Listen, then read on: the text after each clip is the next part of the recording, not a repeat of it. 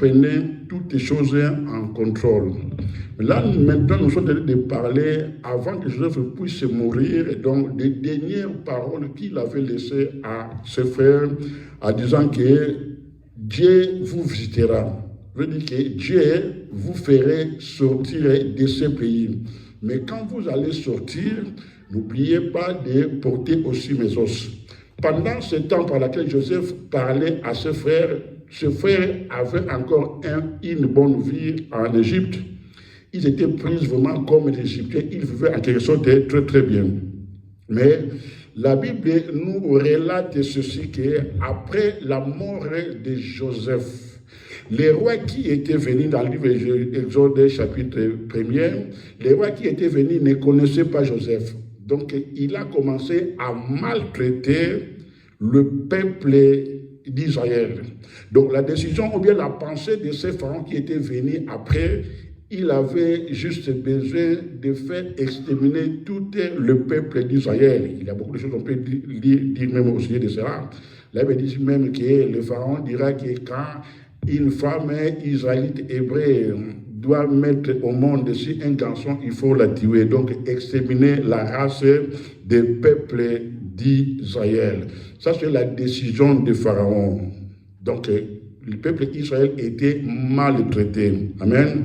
Mais je me dis que avant que Joseph puisse mourir, il avait laissé une parole en disant que le Seigneur vous visitera. Amen.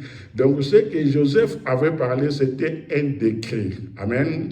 Donc, dans ce décret, n'avait pas eu son jour subitement, mais Israël avait en quelque sorte traversé de mauvais moments en Égypte. Ils étaient maltraités pendant 430 ans. Amen. Mais dans tout cela, il y avait une parole qui a été prononcée à Joseph. Qui était Joseph? Joseph, en quelque sorte, était l'un des grands autoritaires en Égypte. Donc, on veut dire que ses frères étaient sous l'autorité de Joseph.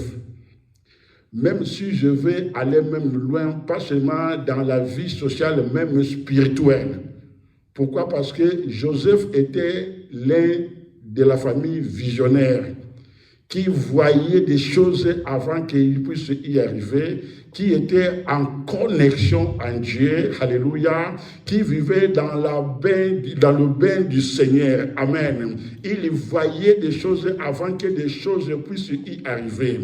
Dans d'autres termes, c'est Joseph qui était devenu le leader de la famille. Il avait déclaré la parole.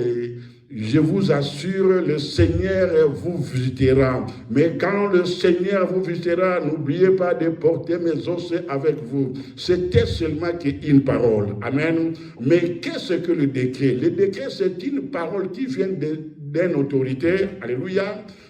Peut venir directement de Dieu, ou Dieu peut en quelque sorte révéler à son serviteur, et le serviteur peut décréter ou bien parler quelque chose. Donc ce que l'homme de Dieu parle, qui vient de la part du Seigneur, c'est la même chose qu'on peut la dire que c'est Dieu qui avait parlé. Amen. Donc ce que Joseph avait parlé, humainement c'était Joseph qui avait parlé. Mais l'inspiration, c'est Dieu qui lui avait dit de dire cela. Amen. Pourquoi? Parce que la parole que Joseph avait parlé, il avait juste proclamé ce que Dieu avait parlé à notre père Abraham. Donc personne ne peut la changer. Égypte, ce n'était pas la place par laquelle Israël doit rester là-bas éternel. C'était seulement pour un temps. Mais les choses ne peuvent y arriver si Dieu ne parle par la bouche de Joseph. Je viens de parler à quelqu'un, quand un homme de Dieu parle, il faut être attentif de ce que l'homme de Dieu parle. Pourquoi? Parce que